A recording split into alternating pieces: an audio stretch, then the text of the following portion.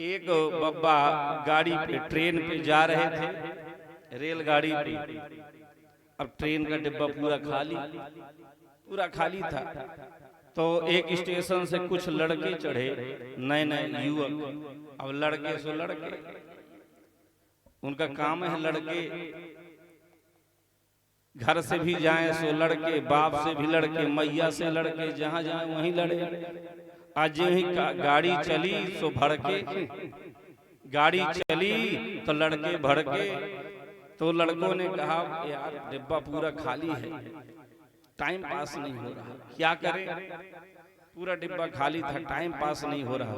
एक ने कहा कि टाइम पास हो जाएगा। कैसे?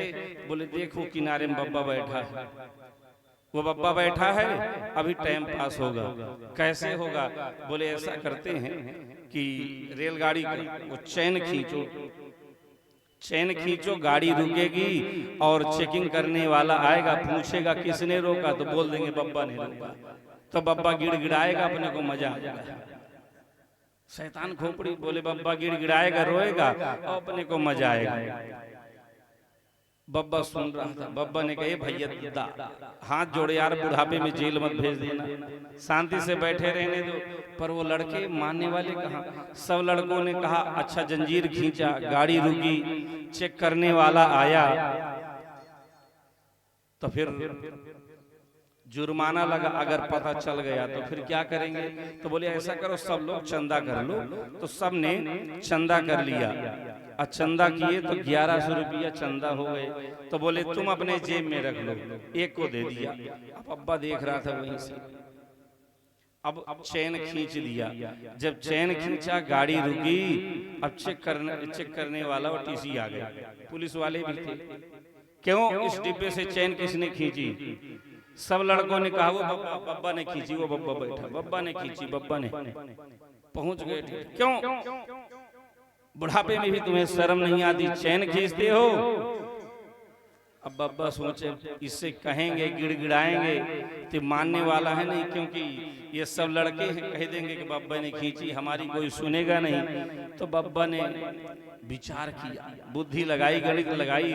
बब्बा ने कहा सरकार हमने जंजीर खींचा, हमने खींचा। क्यों खींचा तुमने जंजीर?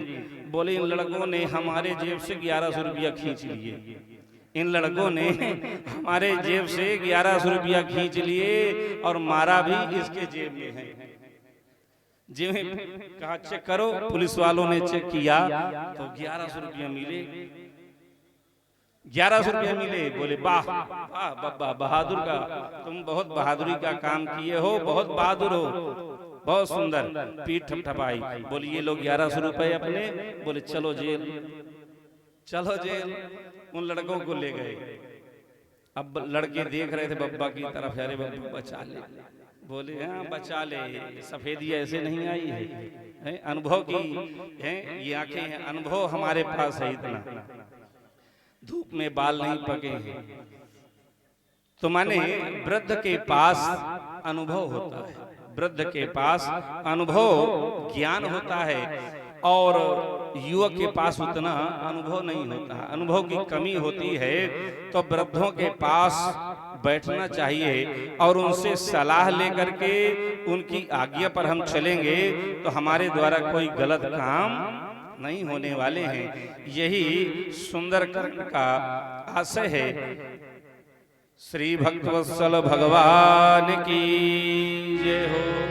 श्री हनुमान जी महाराज ने अब यहाँ लंका पर हनुमान जी महाराज जब चलते हैं तो अभी हमने सुना कि हनुमान जी 3 शिखर पर चढ़ करके लंका को देखते हैं। तो हनुमान जी महाराज जब चले तो कैसे चले हनुमान जी महाराज, यहाँ सूत्र देते हैं। हनुमान जी लंका को देख लिया, पहले विश्वास के शिखर पर चढ़ करके, और अब विचार के शिखर पर चढ़ करके हनुमान जी लंका पर जाएंगे, समुद्र को लंघन करेंगे, मानो देहाभिमान रूपी समुद्र को लांघेंगे। तो किस शिखर पर? बोले विचार के शिखर पर हनुमान जी महाराज। तो हनुमान जी के यहाँ कई रूप भी हैं, 2-3 रूप हैं। कभी हनुमान जी लघु होते हैं, कहीं अति लघु हो जाते हैं, कहीं हनुमान जी महाराज बड़े हो जाते हैं, कहीं छोटे हो जाते हैं, और कहीं हल्के होते हैं, कहीं भारी भी हो जाते हैं। कई हनुमान जी के यहाँ रूप देखे जा रहे हैं। तो इनमें भी हनुमान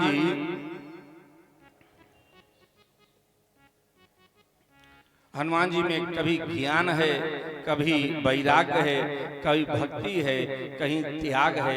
इन सब की बहुत विस्तृत चर्चा है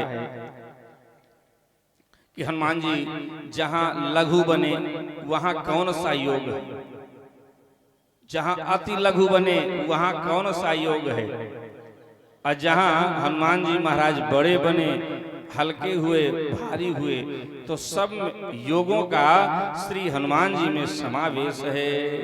अति लघु मने दैन्यता, भक्ति, ये अति लघु रूप है। तो हनुमान जी महाराज जिस शिखर पर पैर रख करके चलते हैं, तो यह क्या है?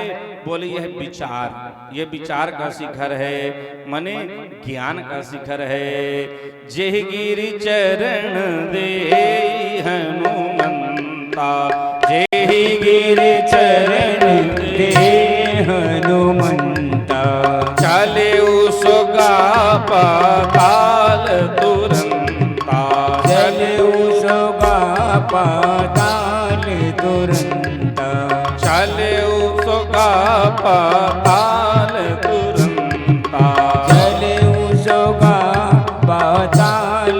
कितना वजन है, कितने भारी है हनुमान।